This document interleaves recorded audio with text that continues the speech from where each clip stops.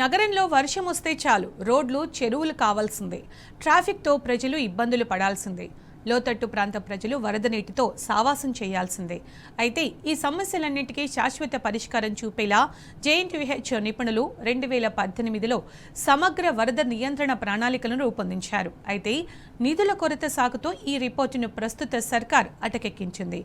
అసలు ఆ నివేదికలో ఏముంది? అమలైతే హైదరాబాద్కు ఎలా మేలు జరుగుతోంది?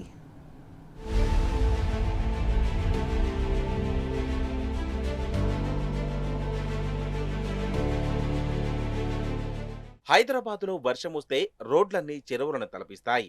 వరదతో జనజీవనం స్తంభించిపోతుంది. వాహనాలు ఎక్కడికక్కడ ఆగిపోతాయి. ముప్పును శాశ్వతంగా తగ్గించేందుకు జేఎన్టీయూ హైదరాబాద్కు చెందిన centre of excellence in disaster management 2018లో సమగ్ర అధ్యయనం నిర్వహించింది. జీహెచ్ఎంసీ సహకారంతో చేపట్టిన ఈ సర్వేలో నగరంలోని 750 చదరపు కిలోమీటర్ల పరిధిలో ఏకంగా 229 నీట మునిగే ప్రాంతాలను గుర్తించారు. వరదల నివారణకు 4,900 కోట్లతో ప్రత్యేక బ్లూ ప్రింట్ను సిద్ధం చేశారు. అయితే కొన్ని కారణాల వల్ల ఆ ప్రాజెక్టు ముందుకు సాగలేదు.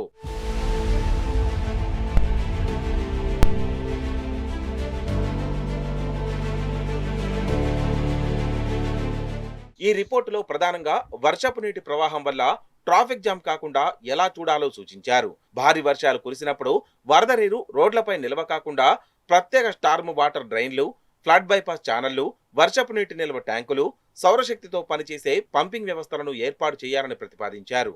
నగర వ్యాప్తంగా 636 నీటి నిల్వ ట్యాంకులు నిర్మించి వాటిని పరస్పరం అనుసంధానం చేస్తే భారీ వర్షాల సమయంలో వరద ముప్పు గణనీయంగా తగ్గుతుందని ఆ నివేదిక పేర్కొంది.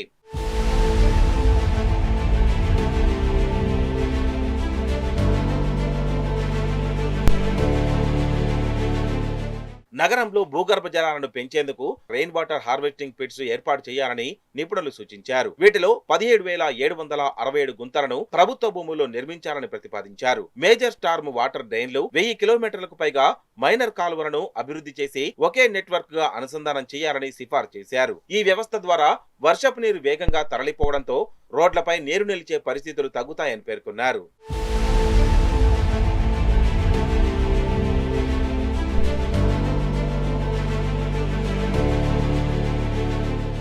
రోడ్లపై బైపాస్ రహదారులు ఎలా ట్రాఫిక్ ను మళ్లిస్తాయో అదే తరహాలో వరద నీటిని మళ్లించేందుకు ప్రత్యేక ఫ్లడ్ బైపాస్ నెట్వర్క్ ను జేఎన్టీయూహెచ్ ప్రతిపాదించింది. ప్రధాన స్టార్మ్ వాటర్ డ్రైన్లను రోడ్ల మధ్య డివైడర్ల కింద ఏర్పాటు చేయడం ద్వారా ఆక్రమణలు, చెత్త డంపింగ్, యుటిలిటీ పనుల వల్ల కలిగే అంతరాయాలను నివారించవచ్చని తెలిపింది. వర్షపు నీరు ముందుగా హార్వెస్టింగ్ పిట్స్ లోకి, అక్కడి నుంచి స్టోరేజ్ ట్యాంకుల్లోకి, ఆపై సౌరశక్తి పంపుల ద్వారా డ్రైనేజీ వ్యవస్థలోకి వెళ్లేలా సమగ్ర మోడల్ను రూపొందించారు.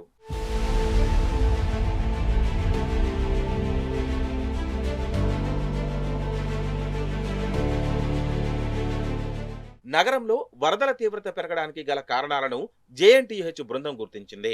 వర్షపు నీరు మురుగునీటితో కలవడం, సరైన రైన్ వాటర్ హార్వెస్టింగ్ వ్యవస్థలు లేకపోవడం, కాలువల ఆక్రమణలు, చెత్త డంపింగ్, సహజ నీటి మార్గాలు కనుమరుగవడం ప్రధాన సమస్యలుగా పేర్కొంది. వేగవంతమైన పట్టణీకరణతో చెరువులు, కుంటలు, వాగులు క్రమంగా కనుమరుగవుతుండటంతో నీటి ప్రవాహానికి మార్గాలు లేక వరదలు తీవ్ర రూపం దాల్చుతున్నాయని హెచ్చరించింది. ప్రస్తుత పరిస్థితిలో కేవలం రిటెన్షన్ పాండ్లు లేదా స్టోరేజ్ నిర్మాణాలు మాత్రమే సరిపోవని, నీటిని వేగంగా తరలించే వ్యవస్థలు అవసరమని నిపుణులు స్పష్టం చేస్తున్నారు. వరదల వల్ల ప్రజలకు మాత్రమే కాదు, నగర ఆర్థిక వ్యవస్థకు భారీ నష్టం జరుగుతోందని అధ్యయనం వెల్లడించింది. రోజుకు 35 నుంచి 40 లక్షల వాహనాలు ప్రయాణించే హైదరాబాద్లో వర్షాకాలంలో వాహనాల వేగం 20 నుంచి 30% వరకు తగ్గుతుంది. ఫలితంగా ఇంధన వ్యయం, ప్రయాణ సమయం, వాహనాల నిర్వహణ ఖర్చులు పెరుగుతున్నాయి. ఒక్కో వాహనానికి రోజుకు సగటున 10 రూపాయల అదనపు భారం పడినా నగరానికి రోజుకు 9 కోట్ల రూపాయల వరకు నష్టం వాటిల్లే అవకాశం ఉందని నివేదిక అంచనా వేసింది.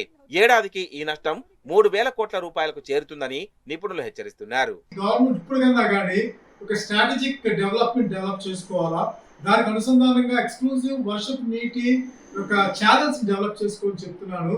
అది ఎలాగ మీడియన్స్, ఎలాగ ఎడ్జెస్ పెట్టుకుంటూ దానికి కావాల్సిన గ్లే రికవరీ ప్యాడ్స్ పెట్టుకుని మీడియన్స్ తీసి పెట్టుకొని బైపాస్ ద్వారా వాటిని ముందుకు పంపించే పని అయితే ఒక regional ring road, outer ring road, inner ring road, radial roads, Hyderabad city road network basement ముందుకు పంపించే పని అయితే కంజెషన్ ప్రాబ్లం ఉండదు, రోడ్ లైఫ్ పెరుగుద్ది, తర్వాత ఎన్విరాన్మెంట్ బ్యాలెన్సింగ్ వచ్చింది, ఎకాలజీ బ్యాలెన్స్ వస్తుంది.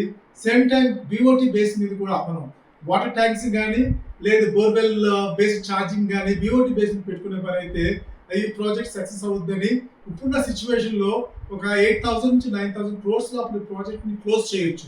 ప్రతి వర్షాకాలంలో వరదలతో అతలాకుతలమవుతున్న హైదరాబాద్ కు జేఎన్టీయూహెచ్ రూపొందించిన సమగ్ర వరద నియంత్రణ ప్రణాళిక శాశ్వత పరిష్కారంగా కనిపిస్తోంది.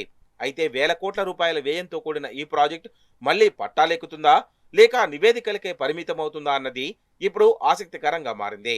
8 ఏళ్ల క్రితం తయారు చేసిన ఈ రిపోర్టుకు ప్రస్తుత పరిస్థితుల దృష్ట్యా మరిన్ని ప్రణాళికలను జోడించి అమలు చేస్తే బాగుంటుందని నిపుణులు సూచిస్తున్నారు.